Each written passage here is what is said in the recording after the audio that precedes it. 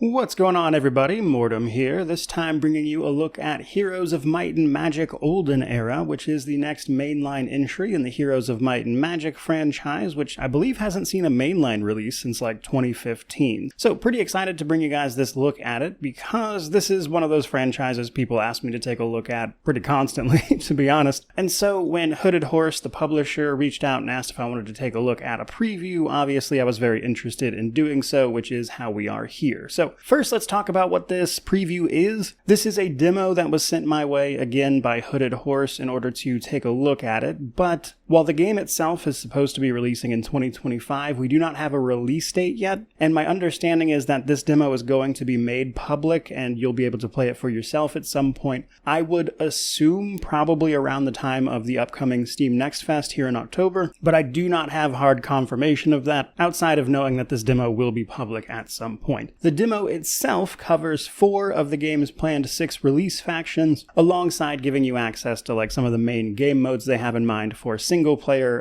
Multiplayer I don't think was available anywhere, but will be there in the full release, mind you. And then on top of that, they have a proper tutorial for the game as well. So before we dive into the specifics of everything, on top of all those game modes, the game will have a single player campaign mode. This is going to take place on the continent of Jadame, I believe it is, where you and the other factions are effectively facing off against the Hive faction, sort of demonic insect types, and the mastermind that is controlling them. And obviously that will take place across a whole host of scenarios and form the proper single-player experience. That's only a part of it, though, because realistically there's also just like endless map campaigns and custom campaigns you can run as a one-off, where your goal is to just like defeat the other factions on the board, that kind of thing. And then, of course, the multiplayer aspect of it. But how are we going to do that? Well, you see, Heroes of Might and Magic is a turn-based strategy game, TRPG, that kind of thing, where you're going to basically pick a faction, recruit heroes associated with that faction, level them up, have them develop on their own while they have an army that they control, and fight against, of course, enemy armies, heroes, the whole 9 yards as you try to conquer your way through the scenario. But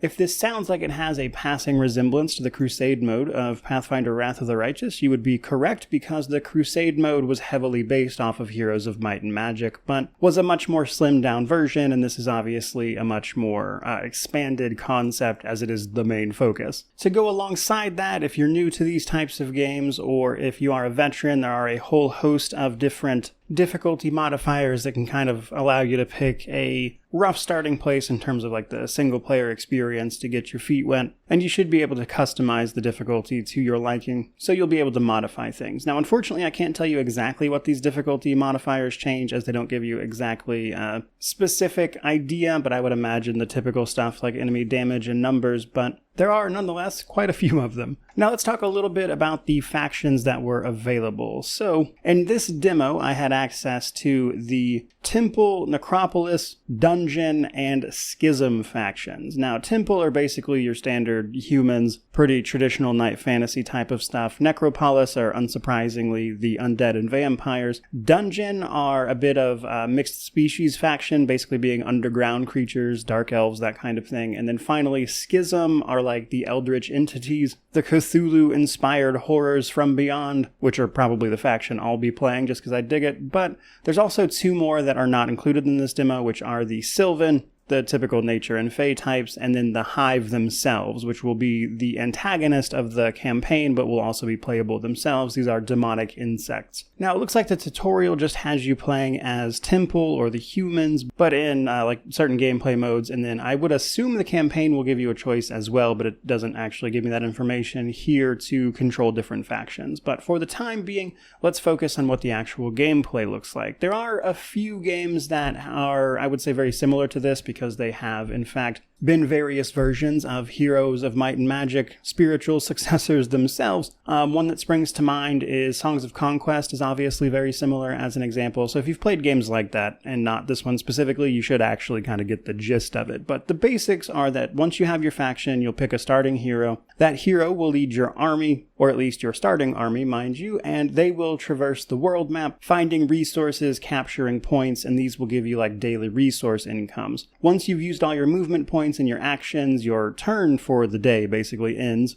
and the next day will have to begin at that point. Now, once a day, you can also upgrade your city. This is important because your cities, there will be many potentially, depending on how many you capture, are where you are going to raise your armies based on the upgrades and everything that you build, which looks to be locked to about 1 a day. These are going to give you the option to recruit various tiers of individual troops based on your faction and everything, but also contributes to like the weekly growth of that unit. So like every week that passes in game, you'll be able to recruit more of these guys, and assigning them to a hero outside of just garrisoning them in the city to defend it is how you're going to, of course, take those armies and go on your various campaigns against enemy forces. Now, on the world map, outside of just collecting resources, there's also a whole host of other things that you can find that can give you like experience, gold, or permanent upgrades to your individual heroes. But one other thing you can find are like artifacts. It is possible to equip and outfit your individual heroes because as you go about winning battles and gaining experience, they are going to be leveling up, which increases what they can do as a general, more or less,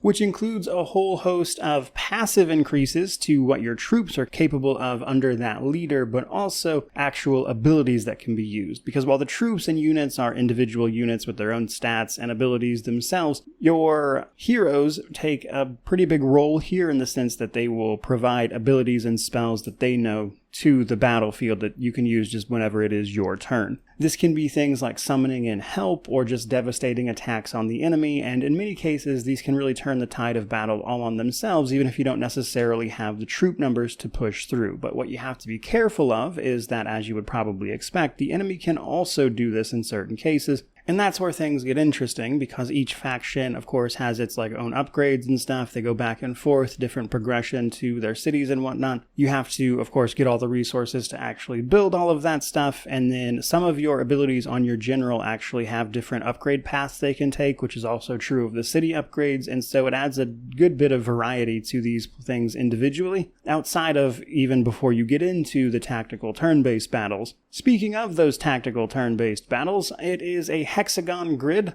where we control stacks of our individual troops. You can choose to separate these out if you want, or you can stack all of the individual units into a single individual piece on the hex tile army, which then will, of course, decide how much damage that unit does and can take before they die, of course. So basically, the more individual members of a specific type of unit you have, the more damage it will deal to the enemy, that kind of thing. But there are things like resistances and damages and whatnot. So handling what all of those units and their abilities are actively that they can take on their turn, that kind of thing, and then what your general is capable of based on what they've learned in their own class, which, by the way, can be customized even further because as they level up, it's possible to take like specific powers that will give them an advanced class and make them even stronger. There's a lot of stuff to do in terms of how you can approach these individual tactical battles, is my point, and that's before you even start talking about sieges and stuff, because while the basic battles based on the terrain and stuff you're on and enemy versus enemy are simple enough to comprehend, I would imagine. Where things get especially interesting are the siege battles where you try to take out an individual castle, because this will give you access to things like a catapult, which will help you take down the walls of a given city. Based on the upgrades that city has, they might have towers and things that can actively attack you back outside of the standing army that is there to defend that city, which brings its whole own little side system of